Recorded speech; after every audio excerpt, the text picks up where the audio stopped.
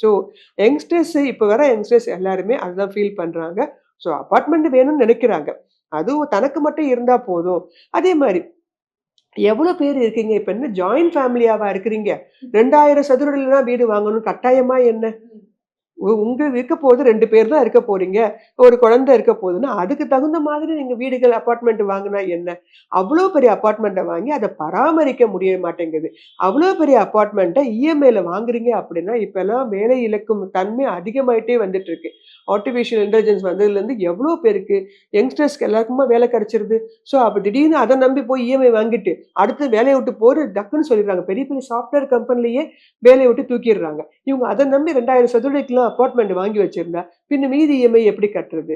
So அதெல்லாம் மனசுல வச்சு பார்த்துக்கிட்டு, நமக்கு தேவைக்கு ஏற்ற வீடு, நமக்கு அது அந்த மாரி வீட டிசைன் பண்ணி, அந்த மாரி வீடுகளாக இருக்கக்கூடிய அபார்ட்மெண்ட்ட வாங்கணும் அப்படின்னா, யங்ஸ்டர்ஸ்க்கு சரி பெரிய லெவல்ல உங்களுக்கு ஒரு பாதிப்ப உண்டு பண்ணாது.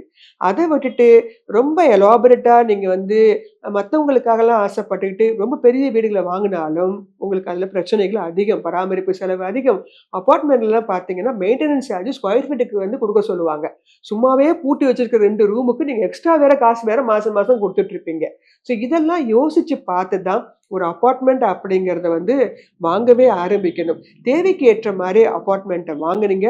இன்வெஸ்ட்மென்ட் என்று வரும்போது மறுபடியும் போய் வீடுகள்ல, அபார்ட்மெண்ட்ல போடுவதை தவிர்த்து, அதுக்கு பதிலாக ரிட்ன்னு சொல்லுவோம். அந்த மாரி ஷேர் மார்க்கெட்ல இருக்கக்கூடிய இன்வெஸ்ட்மென்ட் ட்ரஸ்ட்லாம் இருக்காங்க. ரியல் எஸ்டேட்ல பண்ணக்கூடிய இன்வெஸ்ட்மென்ட் ட்ரஸ்ட். அவங்க பணத்த வாங்கி கமர்ஷியல் பிளேஸ்ல மால்களுக்குலாம் கடைகளுக்கெல்லாம் அவங்க வந்து வசூலிச்சு குடுப்பாங்க. அந்த மாதிரி யோசிங்க. கமர்ஷியல் பிளேஸஸ்ல உங்களுக்கு இன்வெஸ்ட்மென்ட்க்கு போங்க.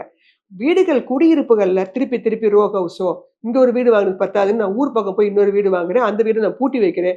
பூட்டி வைக்கிற வீட்டுக்கு எதுக்கு அவ்வளோ இன்வெஸ்ட்மென்ட்? ஸோ உங்களுடைய இன்வெஸ்ட்மென்ட் அப்படின்னா என்ன தெரியுமா? அது வந்து வளரணும். முதலீடு அது. உங்களுக்கு நீங்க பூட்டி வச்சிருக்கிறது எப்படி வேகமாக முதலீடாக மாறும்? அதனால நல்லா பிளான் பண்ணி ஒரு வீடு அப்படிங்கிறது உங்களுக்கான வீடு, அதையும் பிளான் பண்ணி வாங்குங்க. இன்வெஸ்ட்மென்ட்ன்னு வரும்போது, அதை எந்த மாதிரி பிளான் பண்ணணும் அப்படிங்கிறத பண்ணோம் அப்படின்னா, அகலக்கால் வைக்காது. ஆழமாக ஊன்றி, நம்முடைய எதிர்காலத்திலயும் எந்த பிரச்சனையும் வராம, பேங்க்லேருந்து வந்து நம்மள நெருக்கடி குடுக்கறது, வைக்கிறது, இதெல்லாம் நம்மளால தான் இருக்கும். நாம தான் அதுக்கான காரணமாக இருப்போம். ஸோ பிளானிங் அத கரெக்ட்டா பண்ணி, எக்ஸிகியூஷன கரெக்ட்டா பண்ணீங்கன்னா, ரியல் எஸ்டேட் அப்படிங்கிறது கழுத்த நெரிக்கக்கூடிய விஷயம் கிடையாது. ஒரு பாதுகாப்பான ஒரு விஷயமாக கன்சிடர் பண்ணுங்க. சிறப்பு. ஸோ எதுல சேவிங்ஸ் பண்ணா பெட்டரா இருக்கும்? வீடு எப்படி எவ்வளோ ஐ மீன் ஒரு ஆளுக்கு எத்தன வீடு இருக்கணும் அப்படிங்கிறத நெத்தியில அடிச்ச மாரி ரொம்ப தெளிவா சொன்னீங்க. தொடர்ந்து நெறைய விஷயங்கள் மக்களுக்கு எடுத்து சொல்லிட்டே இருக்கலாம். தொடர்ந்து பேசலாம். நன்றி. நன்றி.